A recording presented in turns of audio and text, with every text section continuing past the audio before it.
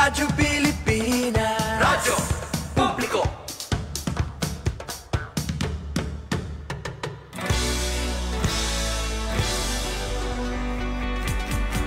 Mahalagang mga balita, napapanahong impormasyon. Kami ang inyong gabay pag may bagyo at sakuna. Serbisyo ng gobyerno kapag may nangangailangan. Mga proyekto ng Pangulo, damang-dama ang pagmamahal niya. Tulay ng mga hinaing, ang problema ng bayan ating lulutasin. Tulay sa himpapawid, tulay ng pagbabago. Radyo Pilipinas, radyo publiko ng bagong Pilipinas. Radyo publiko, Radyo Pilipinas, radyo publiko ng bagong Pilipino. Mga proyekto ng Pangulo, damang-dama ang pagmamahal niya. Radyo Pilipinas, radyo publiko, ang boses ng Pangulo.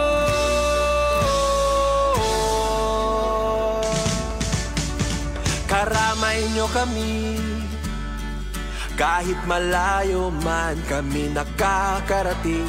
OFW magsasaka, buhay ay iba't iba, san mang lugar ng bansa natin. Tulay ng mga hinaing, ang problema ng bayan ating lulutasin. Tulay sa himpapawid, tulay ng pagbabago. Radyo Pilipinas, radyo publiko ng bagong Pilipinas. Radyo publiko, Radyo Pilipinas, radyo publiko ng bagong Pilipino. Mga proyekto ng Pangulo, damang-dama ang pagmamahal niya. Radyo Pilipinas, radyo publiko, ang boses ng Pangulo. Radyo publiko, Radyo Pilipinas. Pakinggan, panoorin, agaran in real time, o balikan sa pag-scroll up and down. Mga balitang dapat malaman, impormasyong tunay at napakikinabangan. Saan ka man, sa buong kapuluan. Bangon sa bagong sigla. Kababayan, kasama ang social media. Powered broadcaster ng bagong mamamayan. Tapat sa pag-uulat. Ito po ang Philippine Broadcasting Service. Sa Kalbayog, Radyo Pilipinas, 882 AM. It's Cope with Me time na. Oras na to give yourself some love. Huminga, mamalandong, ngan sudlo naton kalugaringon para makakope sa daily stress sa aton kinabuhi. Updiak niyo bumiyahe, nga ni-navigate an ups and downs san kada adlaw nga kinabuhi para makita ang kusog nga adila permi sa aton kalugaringon. Mao sa mga nag-break pala, o sa mga may ginpipinsar nga problema, o sa mga karuyag mamiling guidance o comfort, adi and cope with me para updan ka. Remember, waray problema nga dako, kung naton aatubangon san kaisog, pagpaid, ngan kahibaro nga may ada mga tawo, nga dala permi na mamati ngan mag-cope with you. Mao get ready to tune in, abrihian niyo kasing-kasing, nga nupod kita lumayag pakadto sa self-discovery, personal growth ngan resilience. Dinila sa Cope with Me. Aton oras, 5 minutos sa naglabay sa alas 3 Yes, hello beautiful souls and welcome back sa Cope With Me. I'm your on-air companion, Suzette Pratencio, kaupod niyo permi sa journey called life. Ngan kaupod naton sa Master Control, Sir Mamonot Perito, ngan si Engineer Francis Morny Balvez, ngan kaupodlat naton si Kuya Israel Gonzalez. Maupay nga Friday. Oo, thank God it's Friday na. Yes, TGIF. Maupay nga Biyernes, ngan maupay nga kulop sa nga tanan nga namamati sa aton yan sa radyo, ngan mga namamati ug nagkikitaliwat ka na sa aton sa FB Live. Ngan once again, remind ko lang sa iyo nga may kami sa YouTube account, like and follow, subscribe. Palitaw pag-subscribe ka mo sa amon YouTube account, Radyo Pilipinas Kalbayog, para maging updated ka mo, diba? Ngan siguro mas mapay kung follow gihapon ka mga to or mag-subscribe kay para at least kung di rin yung ma-access an FB, diba? May dapa ka mo usap pa nga access, diba? Maupayin da mo choices, diba? Anyway, tika nga natin programa san pag-relax kay Biyernes naman niyan siguro ni ba sa iyo magpo-party. So antes ka mo mag-party, diba? Antes ma-up an iyo energy sa Apex, o baganan iyo energy mala Mount Everest na sa sobrasan kahitaas. Kumadianay kita, i-ground natin kalugaringon, let us remain calm and focus kita sa paggiya sa aton sa Department of Health para sa aton 3-minute mindful breathing.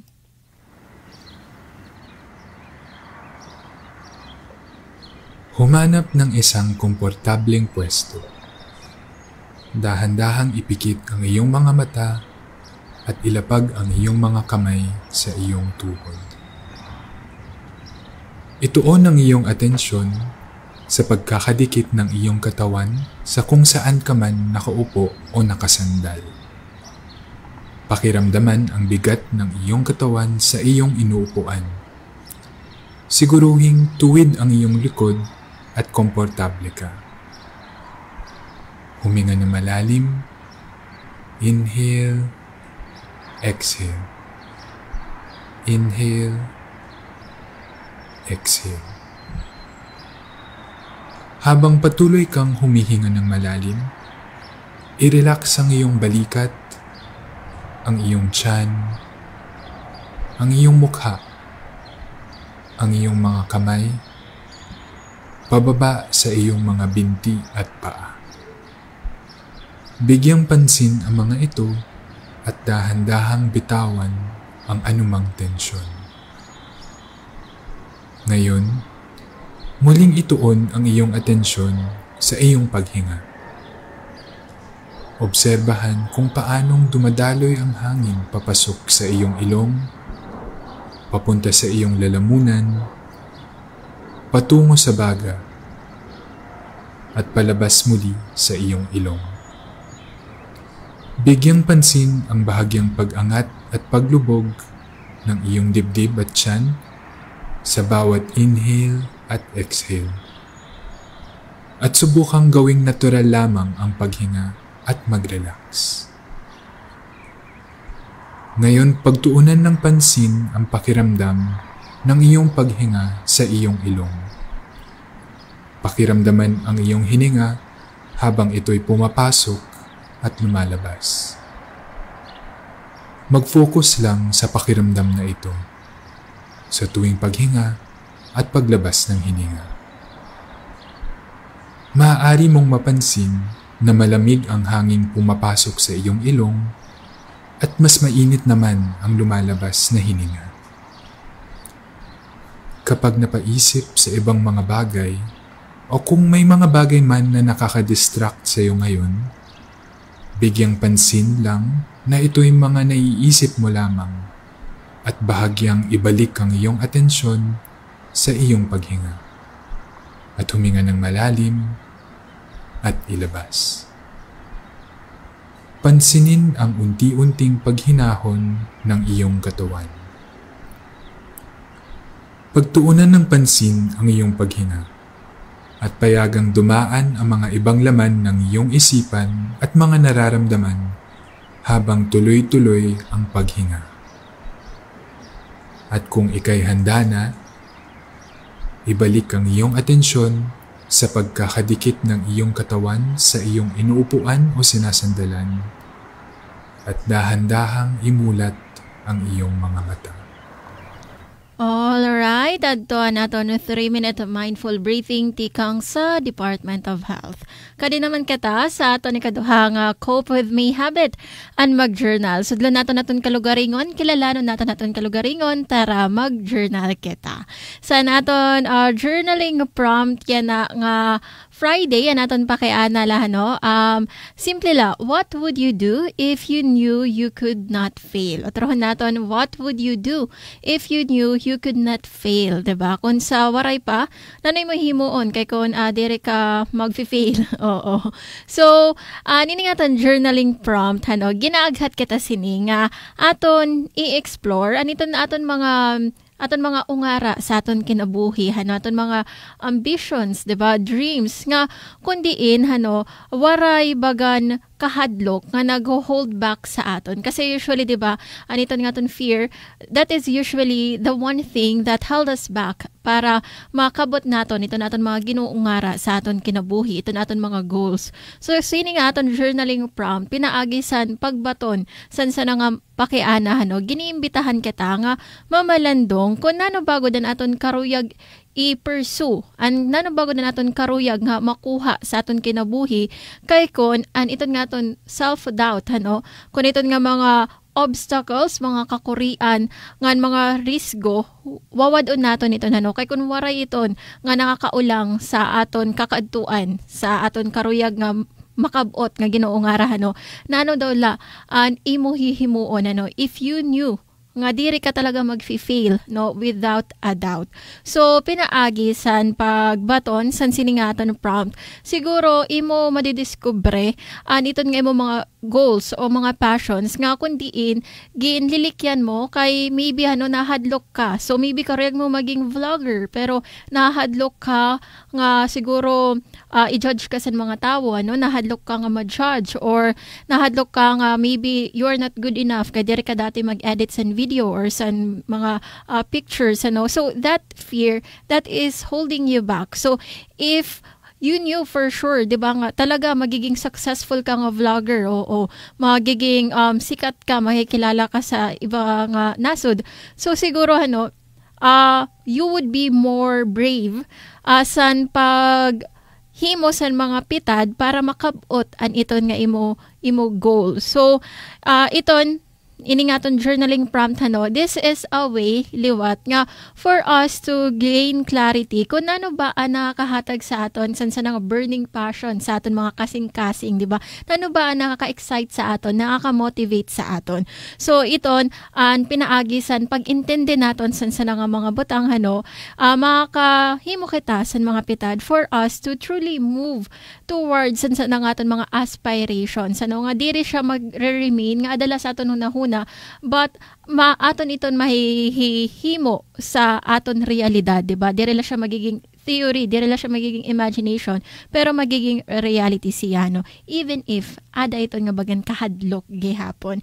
So an aton sinibagan makukuha kung babatonon niyo an ini nga aton journaling prompt, what would you do if you knew you could not fail, is that an fear sa failure usually most often times it is the one thing, it is the one thing that held us back more than an aton iton nga mga actual limitations naton. So, for example, ato nga sarin ko nga kareg mo maging vlogger.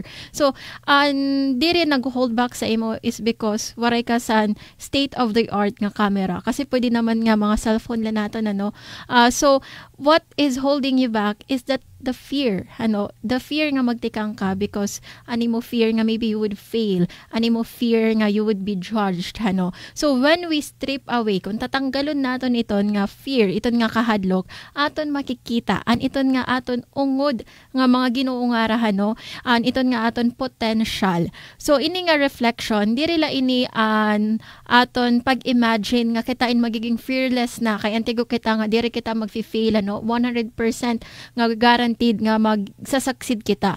Pero, more than that, an ini nga aton journaling prompt, it is a call for us nga makita naton, nga, an ini nga mga barriers naton ginatubang usually ada iton sa sulod sa aton mismo internal iton nga mga barriers. Kita mismo ang naguulang sa aton kalugaringon for us to live the life that we want. So pinaagisan pag-identify kung ano ba naton karoyag i-pursue without fear, makakakuha kita sa insight on what truly matters sa aton ngan iton aton makikita adton mga ungara nga mga dreams nga despite of the fear makikita naton, and we would realize that despite of those fears despite of the risk, worth it gihapon iton. Kay ang real challenge sa aton pag kabot sa aton mga goals, sa aton mga dreams, sa aton mga ginuungara sa kinabuhi, the real challenge isn't really failure, but iton ang real challenge ang allow naton na naton kahadlok to stop us from trying.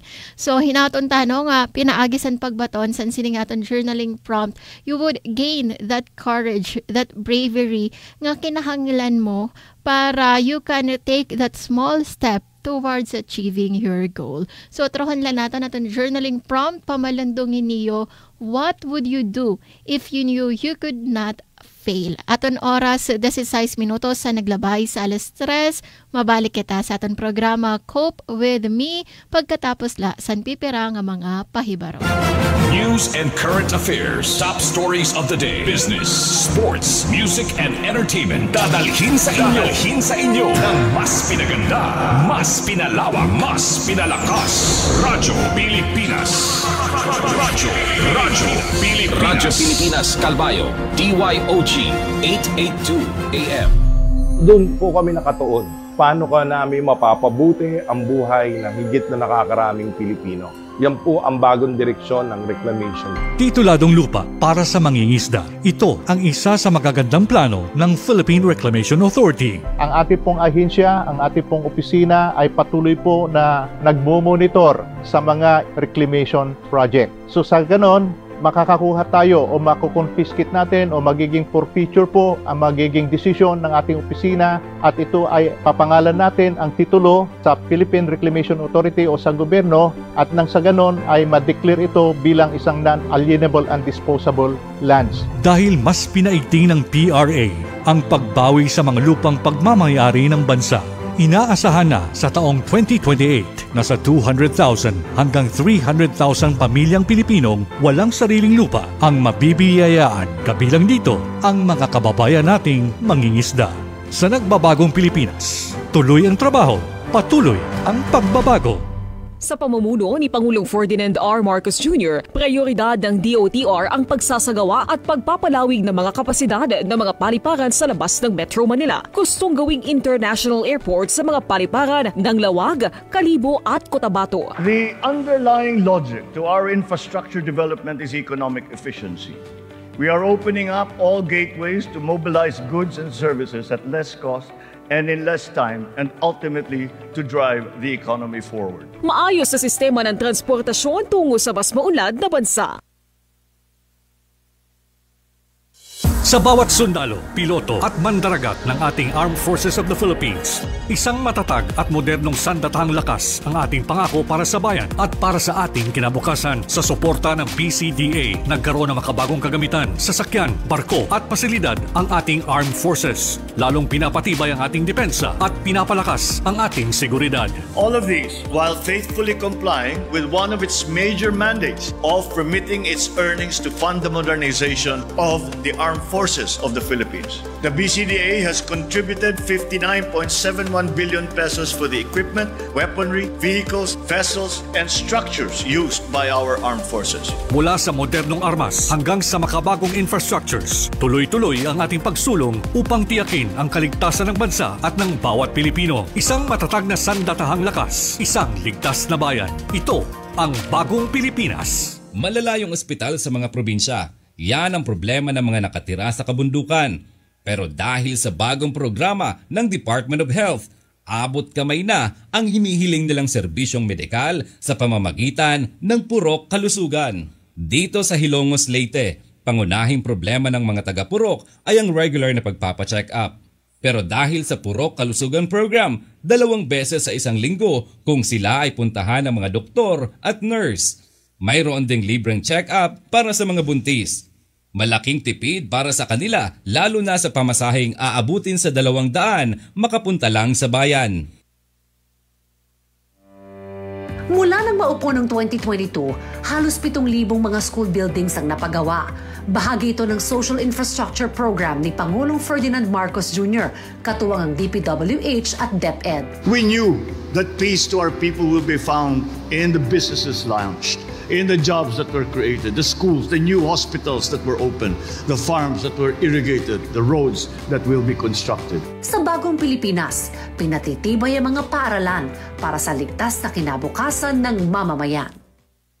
Aton oras, 20 minutos na naglabay sa 3:00. Kamo padayon nga namamati sa Cope with Me din hila sa 882 kHz DYOG Radyo Pilipinas sa Radyo Publiko Kalbayog.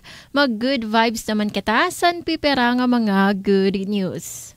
Radyo Pilipinas, report. Para sa aton siyahan nga good news, negosasyon san ginkakas nga Visiting Forces Agreement sabot nga san Pilipinas nga New Zealand posible nga masilyuhan sa ikaduha nga parte san tuig 2025. Natapos na negosasyon sabot nga san Pilipinas nga New Zealand bahin sa estado san Visiting Forces Agreement ngan posible ini nga masilyuhan sa second quarter san tuig 2025. Ini ang naging resulta sa final negotiating round sa igindumara nga hybrid discussion sabot nga sa mga hitag-as nga opisyal sa duha nga nasod. Nanguna sa delegasyon sa Pilipinas si Department of National Defense o DND Undersecretary Pablo Lorenzo, kaupod ang mga personahe tikang sa Department of Foreign Affairs o DFA nga Department of Justice o DOJ. Kung maselyuhan ini, magkakamayada liwat sa serye sa mga training ang mga sundalo nga Pilipino sa mga sundalo nga Kiwi para pakusgon ang interoperability sugad sa Amerika ngan Australia. Samtang naratipikahan naman sa diri pala maihang nga panahon ang parehas nga kasarabutan nga gintatawag nga Reciprocal Access Agreement o RAA.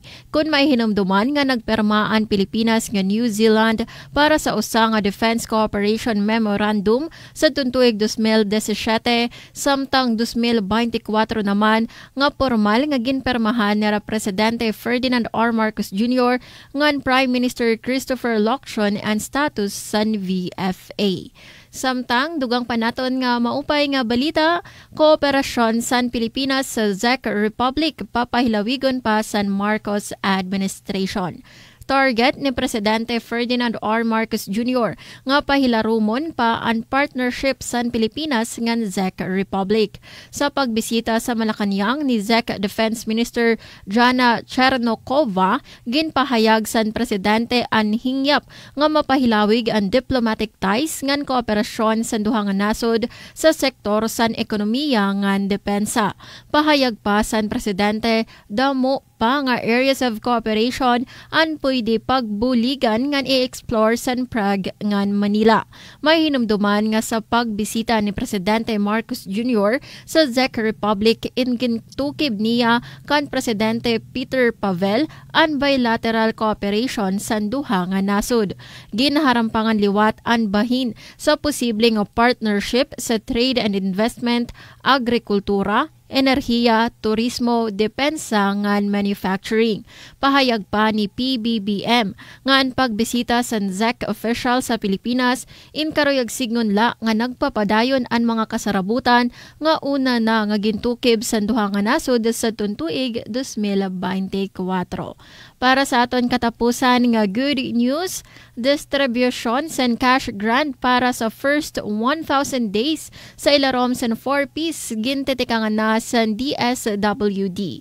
Ilalansar na sa Department of Social Welfare and Development o DSWD.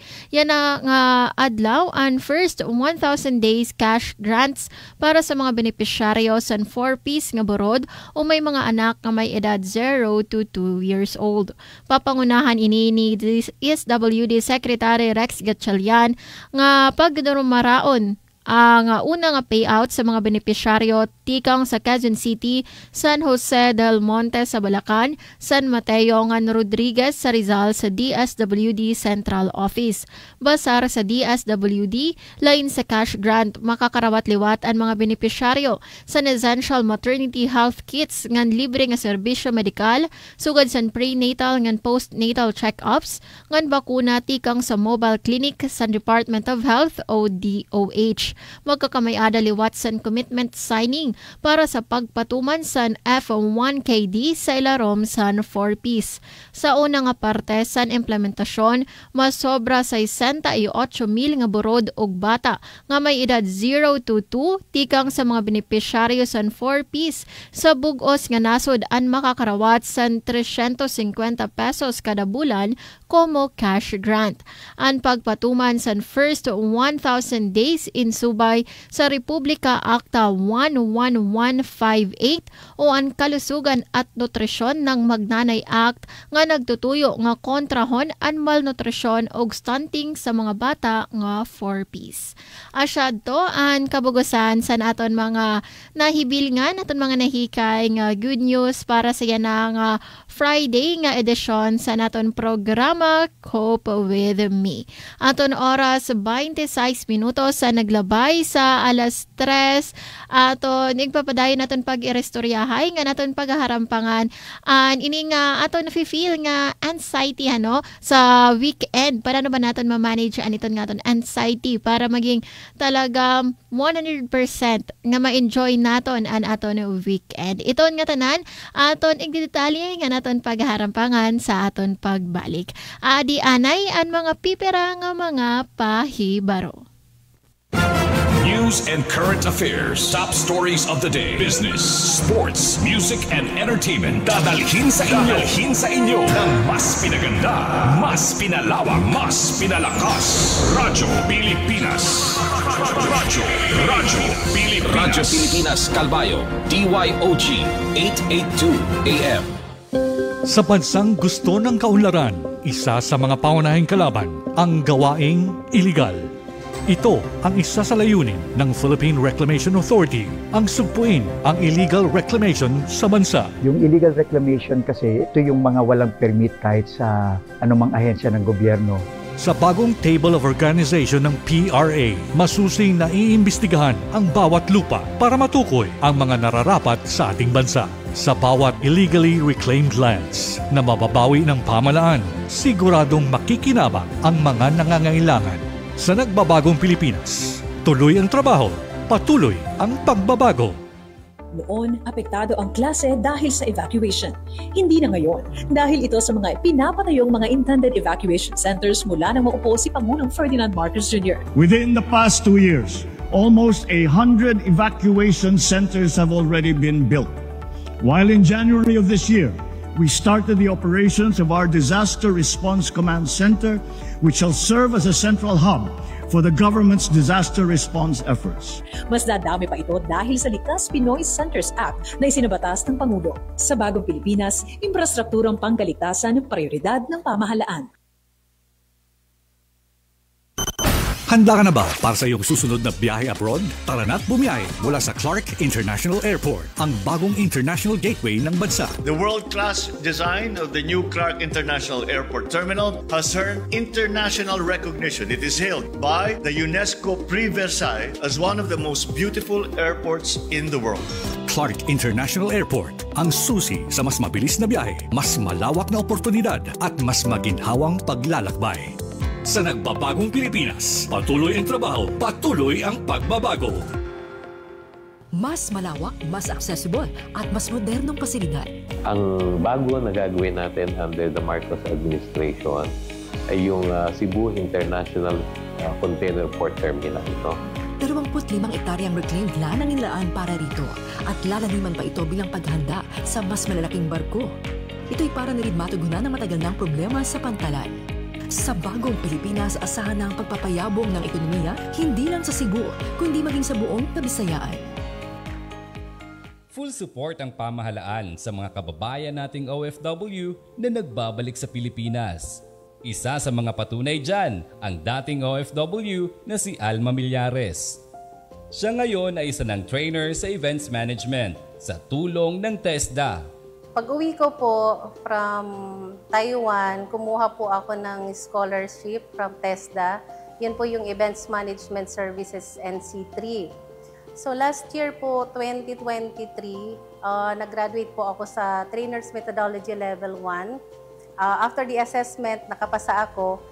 Inabsorb naman po ako ni AMEC, the Ago Medical and Educational Center, para po maging trainer nila sa events management. Bilang OFW, hindi ko na po iisipin pang bumalik sa ibang bansa para magtrabaho dahil meron naman po palang ino-offer dito sa atin na magiging madidevelop yung skills mo sa pamamagitan ng TESDA. Sa mga katulad ni Alma, nakaalalay ang Administrasyong Marcos para sa kanilang bagong simula, pagbalik sa Pilipinas. Ang nagbabalik-bayang mga OFW kasama ng kanilang pamilya ay sinusuportahan natin mabuti upang maging maayos ang kanilang bagong simula dito sa bansa para makakuha ng magandang trabaho o di kaya makapagtayo ng negosyo. Aton oras, 29 minutos na lang nagpapabilin antes mag alas 4. Kamo padayon nga namamati sa aton programa Cope With Me, your go-to radio show for navigating life stress. And speaking of stress, rin ko nga ni kanina, antes kita nga mag-break aton paghaharampangan and pag-manage san siningagin si saring naton nga weekend anxiety. Oo. Kay, although usually, and weekend, gin-associate naton iton siya sa, di ba, sa relaxation, nag-chill pa, saring pa sa mga millennials, chillax lang. Oo. Pag weekend, di ba? Ito na, nagre-rest la kita, Pero, or ako lain siguro, have you ever found yourself nga bagaan restless ka lugod pagadanan weekend, or sometimes even nga ni bagan na anxious or na-stress ka pag Friday na, kay dire ka antigo ko na mo himuon sa pagka-weekend, So, if na-experience ito niyo, so you are not alone. Kay I am like this sometimes, diba? Maudurungan kita cope with me, oo. Durungan kita nga i-manage nga weekend anxiety. Kay actually, based sa mga research nga, ito nga weekend anxiety, it is actually more common than we think. Yan na, nga kulo pa we will explore kay nano ang weekend anxiety na hitabo. Ngan, more importantly, paano ba naton nga manage ini nga ton anxiety kada weekend para maging 100% nga talaga may enjoy naton na naton weekend, 100% nga makaka-relax good kita, So, tikangan naton, san pag-pinpoint, san kausa, san root cause, san sini nga weekend anxiety. Kaya nano ba, may mga weekends, nga which should be the time for us to rest.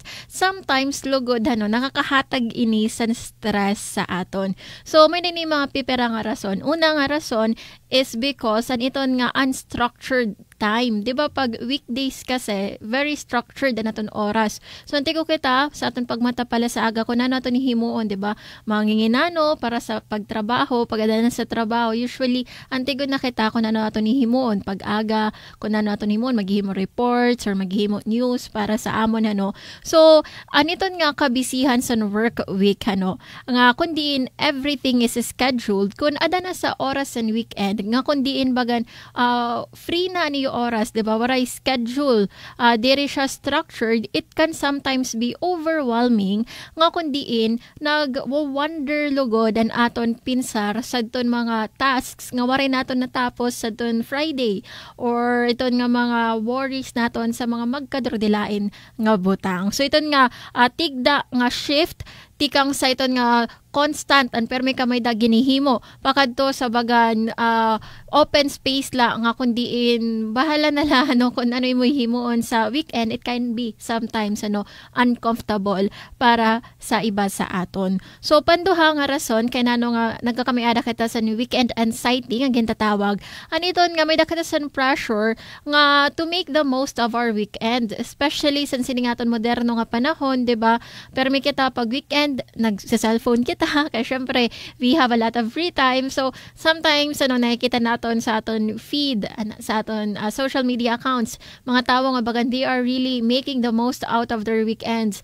Gala here, gala there, diba? Travel here, travel there, party here, party there. So, ito sometimes, it led to us nga ginko-compare tan aton weekend sa ibang mga tao. And so we have this parang underlying nga bagan pressure nga kundiin siguro kinahanglan ko liwat to go out there, kinahanglan ko liwat nga pero may adasan constant activity for me to say nga I have really made the most of my weekend, diba? Pero yung weekend, di rin man iton kinahanglan nga maging picture perfect. Di rin man kinahanglan na yung weekend nga full of activities, diba? So, it depends sa imo how you relax, diba? What type of relaxation ba ang may ada ka. And of course, at pantulong nga rason kay nano nga may ada kitasan sini nga gintatawag nga weekend anxiety, asya ninin gintatawag nga Sunday scary. So actually, sa aton previous episodes, I think siguro mga sa 2023 pa hinin naton nga naharampangan. I remember nga natugib nato na nini nga Sunday scary, nga kundiin pagkada Sunday, baga na-anxious na kita kay magbo-Monday na liwat, work week na liwat, So, imbes nga, fully nga, na-enjoy nato na naton weekend, although, damaton nahimo sa ton Saturday, or nag-enjoy kita sa Saturday with family, or relax la, pero, and because of Sunday scary, baga na-erase ito nga tanan nga enjoyment because of the anxiety nga maglulunes na liwat, magtatrabaho na akliwat, So, ito ang Sunday scary. So, sa ito sa nagiging rason sa sining of weekend anxiety, Kay ginpipinsar natin Monday, aton mga trabahoon sa Monday, sa pagtrabaho,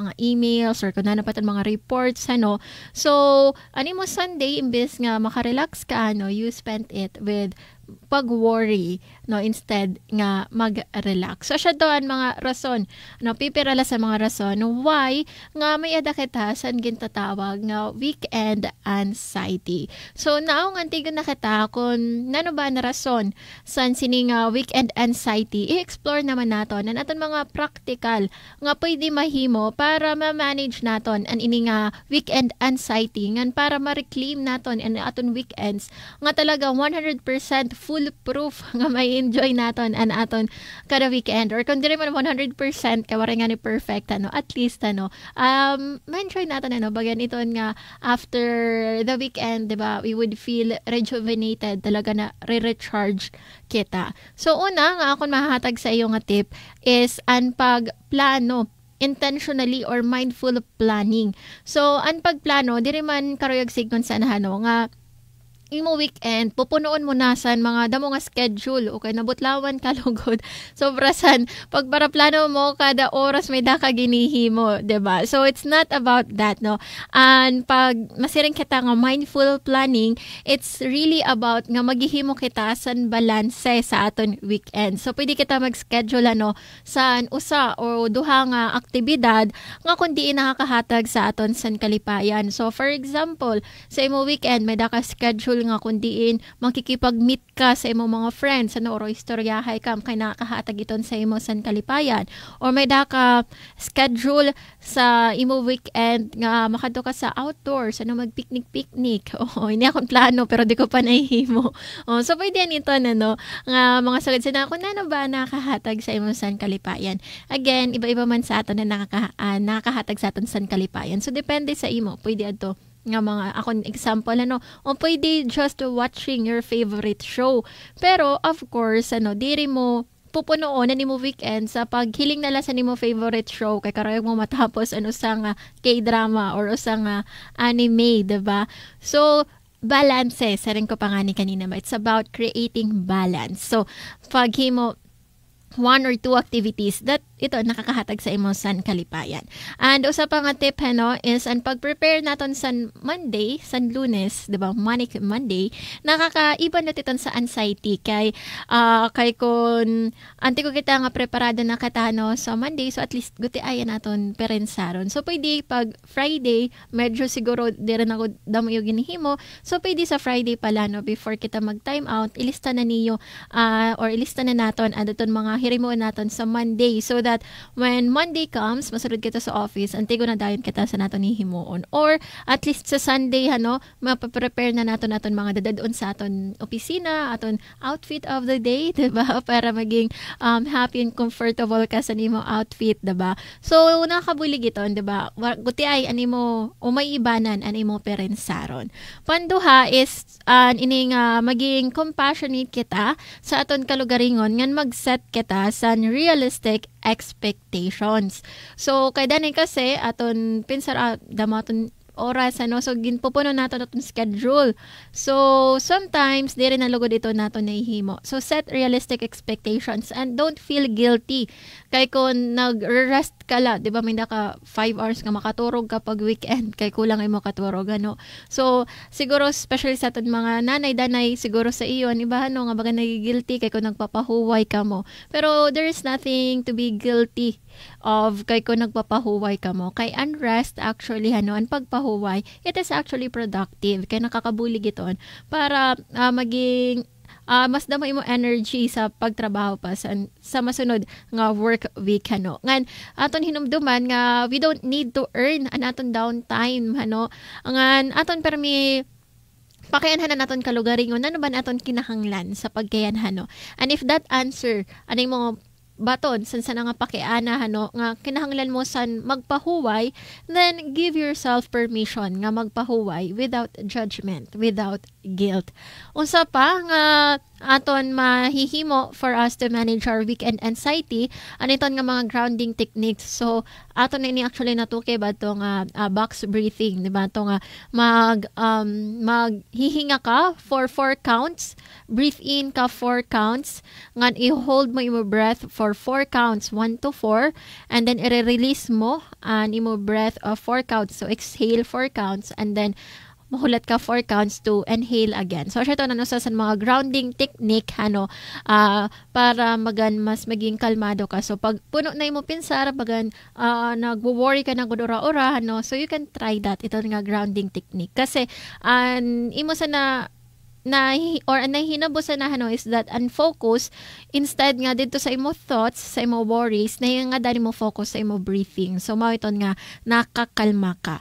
Nga, usa pa, nga akon maihatag sa iyo nga tip, and last but definitely not the least, aton limitahan na naton paggamit sa aton mga gadgets to. Aton limitahan naton digital overload sa ring pangani.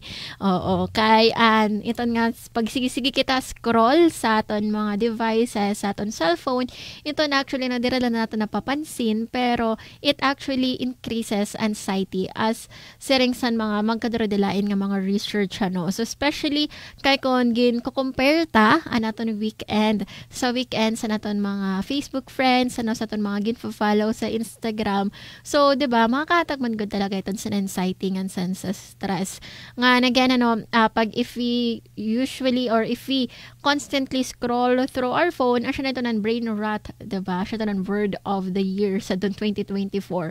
So, dire lugod kita nare-relax. Sabot lang nato nare-relax kita, but deep down dire nga kita nare-relax. Pag sobra-sobra kay anything man good nga sobra, dire man good maupay. So, limitahan lang naton aton paggamit sa naton devices, limitahan naton na naton pagpara-scroll sa aton mga cellphone. So, let's try nga yan ang weekend nga mag-set kita boundaries sa aton mga cellphone. So, i-try naton sa yan ang weekend adala sa 2 hours aton paggamit, or kung dire kaya sige aton i-push sa 5 hours aton paggamit. May naman iton mga settings kita, diba, sa aton cellphone nga nakikita naton, natatrack naton kung pera ka oras na naton paggamit sa mga social media. May data na actually or kung waray sa iyo built-in, pwede ka mo maka-install sa applications nga nagtatrack. So damo naman iton nga mga applications sa Google Play Store ngan sa Apple App Store kung iPhone an iyo gamit. So to wrap up sa pagtatapos sa siningaton pag-erestoryahay about sa pag-manage naton sa weekend anxiety, remember nga anini nga weekend anxiety as per research, common nga nini. So, dire ka nag-usahan. If you feel anxious pag weekend, you are just like me sometimes. And we are just like everyone else nga dire lang natin nakakahampang. So, ini nga weekend anxiety, although it is common, pero dire man karuyag singon sana nga i-allow naton iton nga dire lugod naton may enjoy an aton weekend. Nga iton bagan makakawat niya ang kalipayan sa aton, di ba? So with mindful planning and pagiging compassionate naton sa aton kalugaringon, pagiging forgiving naton sa aton kalugaringon, aton grounding techniques, nga naton pag-limit sa aton paggamit sa aton mga cellphone devices, makakahatag kita sa space para sa rest nga enjoyment nga talaga naman nga 100% nga deserve naton. So animo aton weekend, dire man iton kinahanglan nga again maging full to the brim nga packed talaga nga puno sa plano, or maging parehas sa iba nga mga tao nga to nakikita sa social media kung paano nila spend an ira weekend. Sometimes ang best weekend adaliton sa mga simple nga mga weekend nga kundiin gin papamatian mo ani mong kalugaringon kung nano bago dani mo karuyag. So kung karuyag mo siya na nga weekend nga pumahuway la, mag chill la then do that. Kung karuyag mo nga mag venture into nature kaya nakaka-relax iton sa imo, then do that. Again, we have different types and relaxation nga depende ito sa imo. So, if you found today's discussion helpful, pwede ito niyo i-share sa iyo sangkay, diba? Durungan kita nga tanan. Nga ma-enjoy naton weekend, ma-reclaim naton weekend, nga ma-manage naton an aton weekend anxiety. So, hinaton ta nga pagka-Lunes, ma-recharge, ma-rejuvenate kita nga tanan para mas maging productive, nga mas ma-enjoy naton an aton work week because we have enjoyed our weekend. Aton oras 46 minutos na naglabay sa alas 3, mabalik kita sa aton programa Cope with Me pagkatapos san pipera nga mga pahinahon. News and current affairs, top stories of the day, business, sports, music and entertainment. Dadalhin sa inyo ng mas pinaganda, mas pinalawak, mas pinalakas. Radyo Pilipinas. Radyo Pilipinas Calbayo, DYOG 882 AM. Binibigyang halaga ni Pangulong Marcos ang pagsasaayos ng mga liwasan sa ating bansa. Kasi kapag may liwasan, may pamilya at batang masaya. We are creating a new way of life where we can set the tone, the government can regulate the tone of the progress in the area, giving emphasis to helping the poor and the underprivileged po. Kaya naman noong 2022, pinasinayaan ng Philippine Reclamation Authority at Metropolitan Manila Development Authority ang Rojas Boulevard Promenade Project. May lawak na higit sa 1.5 hektarya ang liwasan na magkakaroon ng 4 na bahagi. Nasa Area 1 ang opisina ng PRA at MMDA, habang nasa Area 2 naman ang Light Park, Active Park Zone at Play Park naman ang itatayo sa Area 3 at 4. Our reclamation projects, our new ecosystems are geared towards being self-contained communities. We are creating so much opportunity at no cost to the government because all of these are private sector driven. Bukas na at maaari nang ma-enjoy ng publiko ang Phase 1 ng promenade na nagsisimula sa Libertad Pumping Station hanggang sa EDSA Corner Rojas Boulevard. Kasalukuyan na rin ginagawa ang Phase 2 na aabot hanggang sa Bagong Baclaran Market. Sa nagbabagong Pilipinas, tuloy ang trabaho, patuloy ang pagbabago. Malayo na sa nakagisnang masikip at makipot na baklaran ang magandang plano ng Philippine Reclamation Authority sa barangay na ito. It is a livelihood project for the poor businessmen, yung mga maliliit na negosyante. Ayan po ang gusto ng Pangulo, makatulong sa maliliit at nagpupumiglas maghanap buhay po. Kinikilala ng ating gobyerno ang potensyal ng mas malaking industriya sa Baklaran. Kaya naman para masigurong lahat makikinabang at walang maiiwan, nakipagtulungan ng PRA sa Metropolitan Manila Development Authority o MMDA para mailatag ang proyektong magkaroon ng bagong Baclaran Market o BBM. Isa itong multi-level market na magkakaroon ng 2,000 stalls na magsisilbing Kadiwa Center. Initiative ito ni Pangulong Marcos. Ang mangyayari po, magbibigay kami ng hanap buhay sa vendor, gaganda ang kanilang estado ng pagbe-vending, mababawasan ang traffic sa Rojas Boulevard at sa Taft Avenue.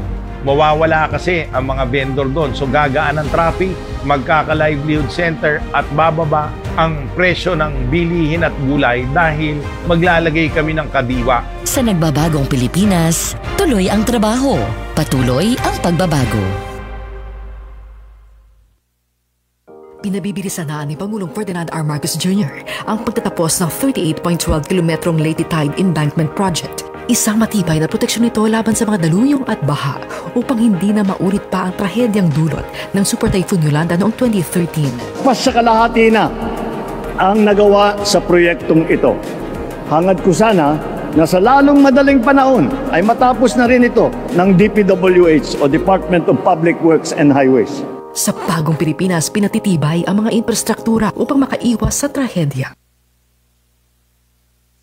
Pinabibilisan na walang sawang pinaglalaban ng ating Pangulong Ferdinand Marcos Jr. ang pagsasakatuparan ng mga negosyong magbibigay ng trabaho at mas maliwanag na kinabukasan sa mas maraming Pilipino. Kailangan magkaroon ng economic activity para magkaroon ng trabaho ang ating mga kababayan. Ang mga negosyong tulad ng Sanyo Denki ay patuloy nagbibigay pag-asa sa manggagawang Pilipino.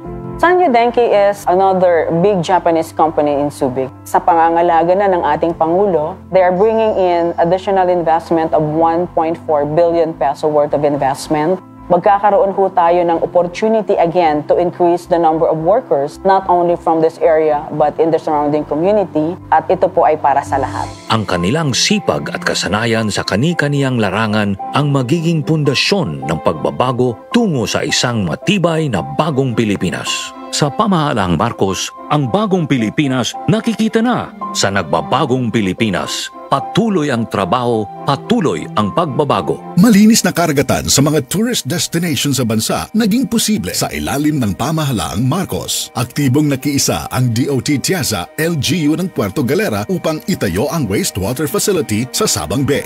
Patunay si Dr. Margaret Yap, MENR Officer ng Puerto Galera sa kolaborasyong ito. 2016 po, bawal liguan ang Sabang Bay dahil ang makikita ninyo ay presensya ng oil and grease. Napakadumi po. Ngayon, nagsisimula na pong umusbong yung mga seagrass. Napakarami na pong magagandang isda, lalo na dun sa ating mga dive sites. Marami na rin tayong mga pawikan na namamasyal sa Sabang Bay. Tunay nga naibalik na ang sigla ng turismo at maayos na kalidad ng tubig sa isla ng Puerto Galera.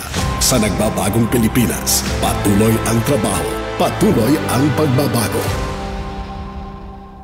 Aton oras, 52 minutos sa naglabay sa alas 3. Kamo padayon nga namamati sa Cope with Me dinhila sa 882 kHz DYOG Radyo Pilipinas Radyo Publiko Calbayog.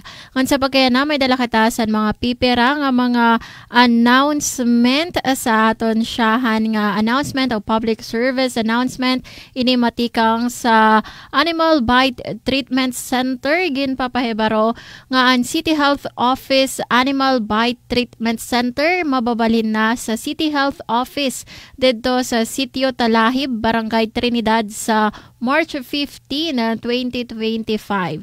So sa mga magpapabakuna, alayon pagkadto anay sa opisina sa PhilHealth para magkuha sa Member Data Record o MDR antes kumadto sa Talahib.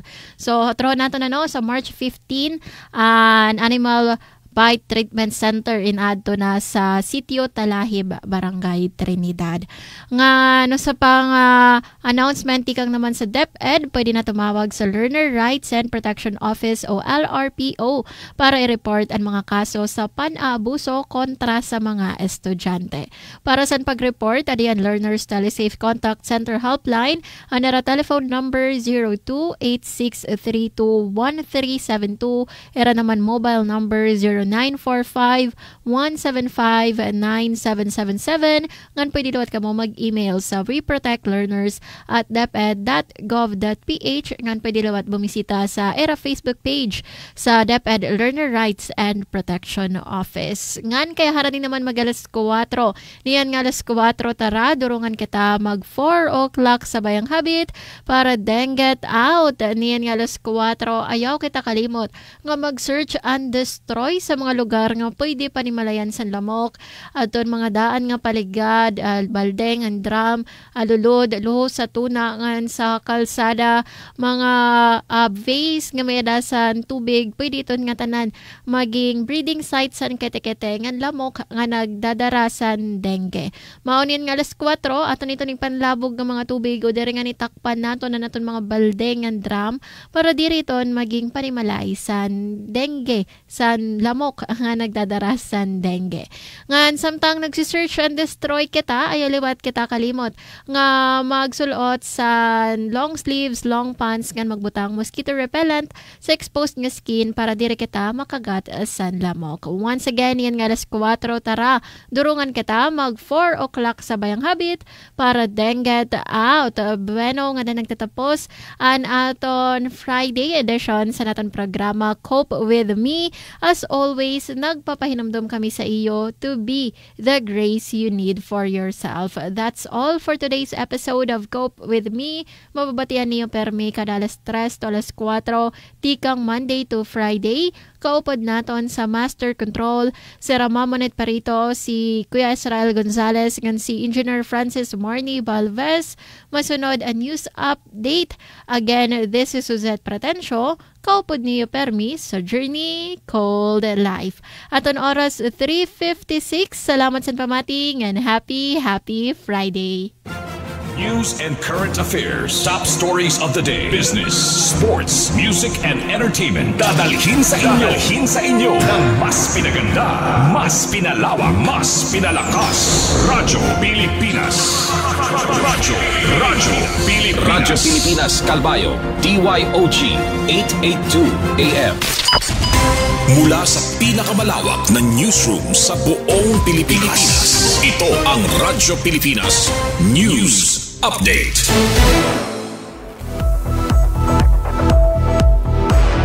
Philippine Standard Time, 3:56 p.m.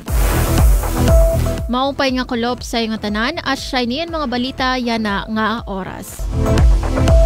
Water Septage Treatment Facility igtutukod sa syudad San Calbayog. Ngan bungto san Santa Margarita pinakauna sa summer nga benepisyaryo sa Zero Hunger Program. Ini nga mga balita igdedetalye ni Charmaine Perito. Radyo Pilipinas. Ginbuhat sa Barangay Dinagan, Calbayog City, ang groundbreaking ceremony sa Calbayog Water Septage Treatment Facility usa nga proyekto agud mapaswag ang sanitasyon ngan maproteheran ng tubig tikang sa polusyon. May kapasidad ini nga 10 cubic meters kada adlaw nga pwede pahilawigon sa 20 cubic meters nga makakaserbe sin maabot 15,000 nga kabablayan sa sulod si 5 ka tuig. Tinguha sini nga masulbar ang problema sa wastewater management ngan maminosa ng peligro sa sakit tikang sa mahugaw nga tubig. Gintagan doon ni Alcalde Raymond Uy ang importansya sa proyekto sa seguridad ngan panlawas sa komunidad. We're looking on the security and the health hazard ng ating community and of course with regards to the pollution, especially for this climate change, kasama po ito. Ginkikita ini nga dako nga pitad sa pagpanalipod sang kalibungan ngan pagpahimugso sin mas malimpyo ngan safe nga syudad sang Calbayog summer. Balita sa summer. Ginbuhat sa bungto sa Santa Margarita ang Zero Hunger Program Convergence Budgeting PCB Project Orientation. Ang nasabi nga bungto, mao ang pinakauna nga benepisyaryo sa programa sa bugos nga probinsya San Samar. Ang Zero Hunger Program inusang inisyatibo sa Department of Social Welfare and Development DSWD ilarom sa Enhanced Partnership Against Hunger and Poverty nga nagtutuman sa Sustainable Development Goal SDG number 2 Zero Hunger. Ang proyekto igpapadangat pinaagi sa Sustainable Livelihood Program nga nagtutuyo paghatag sin panginabuhi sa iba-ibang mga organisasyon sa bungto. Sumala sa orientasyon, may ada 198 nga target individuals nga makakabenepisyo sa 5 ka tuig nga proyekto. Ang DSWD in maghihimo sin screening gamit ang validation tool base matudlok ang kwalipikado nga benepisyaryo. Napili ang bungto como benepisyaryo tungod sa iya pagsunod sa mga programa ngan dokumento sugad sa Philippine Plan of Action for Nutrition, Human Development Authority and Poverty Reduction Cluster, Philippine Multi-Sectoral Nutrition Project ngan PCUP Urban Poor Areas. Ginkilala liwat ang aktibo nga partisipasyon ngan suporta sa lokal nga gobyerno sa mga inisyatibo sa DSWD. Para sa Bagong Pilipinas, Charmaine Perito, Radyo Pilipinas, Radyo Publiko, Calbayog. Asyadon kabugusan sa mga balita yan na nga oras. Padayon kamo pamati sa DYOG Radyo Pilipinas sa Radyo Publiko Calbayog para sa mga news updates. Ini si Suzette Pretencio para sa Radyo Pilipinas, Radyo Publiko.